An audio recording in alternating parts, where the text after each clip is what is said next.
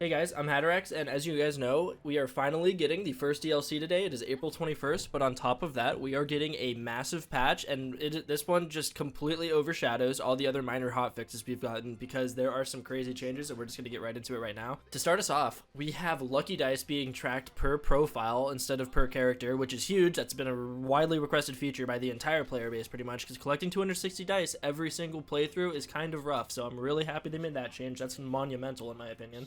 And another requested feature, especially from content creators like K6 where it does future playthroughs, you can now rename the pets and the characters at quick change stations. So no longer are we just having soulless pets named Demi-Lich Companion and Mushroom Companion and Wyvern Companion.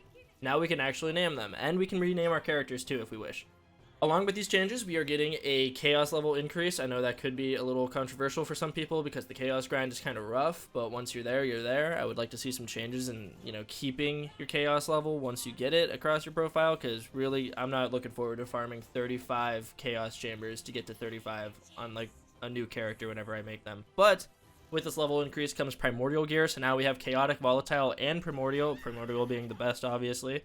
And I know we're getting Ascendant sometime down the line. We'll probably get that in another future DLC, but right now we just have Primordial, so keep looking out for those. They have also finally addressed the enemy density in the Chaos Chambers. They are now stating that they are making the enemy waves spawn sooner. Now this is not live yet, so we haven't really tested this. This is obviously going to make the Chaos Chambers better, but I don't know if it's going to make them where they need to be. Hopefully it does, because right now if you are just killing the entire Chaos Chamber too quickly, you are sitting there with no enemies. And if you stand in like one of those blue circles, the sanctified grounds or the sacred grounds or whatever for the side objective, those stages take forever. You just have a 50-50 chance of seeing enemies or not if you're standing in that circle, and I'm really hoping this addresses that. I'm hoping the AI gets changed so it's a little bit more aggressive maybe, but we'll see if this is a good fix or not. I'm hoping it is. It seems like it is, but we'll see when it goes live. Next up, buckle up, we are getting a moon orb change. Yes, that is right, we can now hold 16,000 moon orbs instead of 4,000, which is which is huge, which is really big, because now you can enchant your weapon more than 10 times. But on top of that, you now get more moon drops from single moon orb drops. This is kind of iffy if you haven't really been paying attention because you've always just been full, but basically you aren't going to be getting as many moon orbs to drop, but you will be getting more moon orbs from every moon orb drop, if that makes sense. Now, moving on to something that's a lot crazier now, you can't break your weapons on rerolls. Now you can roll more than 10 times, well, more than like the max, because the max now is 4,000. You will not exceed in costs when rerolling over 4,000 moon orbs, which means that you can infinitely reroll your weapons. And this is a huge net positive for the game. This is healthier for build making. This is healthier for enchantment farming. Because now if you have a really, really good enchantment on your gun, but you maybe aren't having an easy time finding another version of that gun, let's say you have a primordial auto magic or something, and you have a god tier roll for a Spore Warden build, but now you're on a like Clawbringer or a Berserker or something, and you want to get that mod, or you want to just get a different enchantment altogether, now you can feel safe re-rolling it because you're no longer going to risk the chance of never being able to get that enchantment again. So this is a really big change to the game, and it's very good for the game's life cycle. There is a long list of additional fixes they added, but I'll kind of try to point out the important ones here. So starting off, we have the loot luck UI visual bug being addressed. Now keep in mind this was just a visual bug before. Your loot luck would not actually change when you would do things like save, quit, or join co-op games. That was just a visual bug. You would still have your original loot luck, but now they have addressed the visual bug. They also addressed companion and co-op partners' health bars appearing incorrectly. If you look in the bottom left of the gameplay right now, you'll see that it says both of my companions are dead, even though they both clearly aren't, so they said they addressed that. Now it should be showing correctly. They have also fixed some unique weapons, like the Mistrial, not amping all of your weapons. They've fixed some other things too, which involved like firing modes for Doll, but one of these things that I personally suffered from was my COV, or Skulldugger weapon, sorry, permanently breaking sometimes. Like it just wouldn't let me shoot it again unless I save quit. So for the entire session, I would just have a broken Skulldugger weapon that couldn't fire.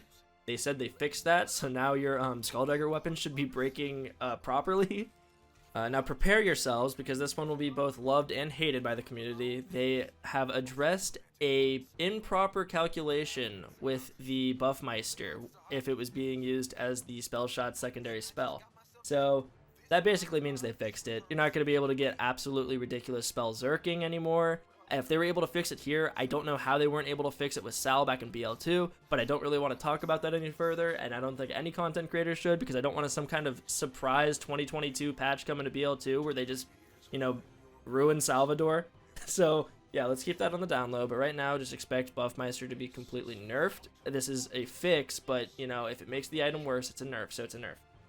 I do like the way that the devs phrased this, or at least the people phrased this in the hotfix patch notes. They said that puddles of water were becoming too spicy when being shot by an elemental weapon with the relevant modifier. So yeah, hopefully now when you're doing your chaos chambers, you won't, you know, accidentally shoot one random bullet into a river and then just insta die, because that always was just a blast, really fun. So hopefully they address that. Hopefully you're not getting, you know, just one shot by your own guns if you end up shooting a puddle. They fixed the Sacred Ground side objective in Chaos Chambers. Sometimes it would only spawn one, but there should always be at least two now. Yeah, that about does it for that long list of patch notes. Next we have the weekly rotation. I'll just put that on the screen, but let's get to some class adjustments right now. They increased Dreadwind's damage as scales with higher levels by 28%, so that's great. You know, if you're a Blast Chill player, you just got a lot stronger, so that's cool. Enjoy that. And this is what we've all been waiting for, ladies and gentlemen. Clawbringer got nothing but buffs today. So, first off, they increased the damage radius of Cleansing Flame's melee damage. I think that just needs to have a full-blown damage increase, but that's not the highlight of today's buff. They removed the cooldown on the Storm Smite skill. That is the capstone. You can now constantly trigger the capstone whenever you throw your hammer as Clawbringer, which is huge. They also increased the capstone's damage as it scales with higher levels by 50%, which is a huge scaling number. And they also improved the targeting for it, so it should be, I guess, targeting enemies more often now, which is another huge increase.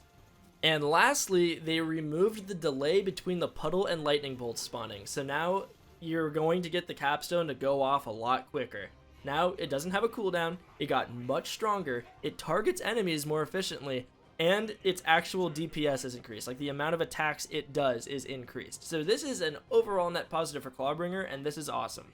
But yeah, that about does it for the first DLC's patch notes. This is huge. April 21st, big day for changes and DLC drops. I will be streaming this DLC later today, so when that goes live, look out for me on Twitch if you're interested. Really hope these patch notes were useful to you. If you want to hang out more, I'm making Wonderlands content regularly. Feel free to subscribe. A like would also be appreciated. Maybe even comment. Feedback's always nice. You can also join the Discord if you want to be part of the community. But other than that, thank you guys so much for watching the video, and I hope you guys have a great day.